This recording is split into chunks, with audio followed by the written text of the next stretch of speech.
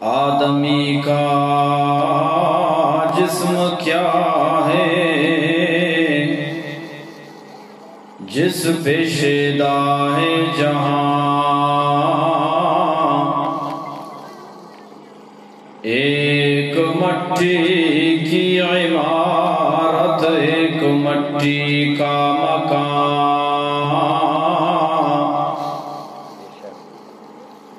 खून का गारा बना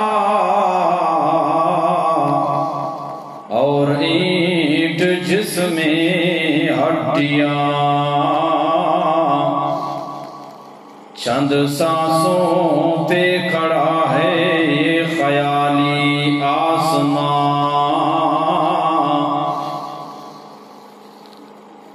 मौत की पुरजोर आंधी जब उसे टकराएगी, ये इमारत टूट के फिर खाक में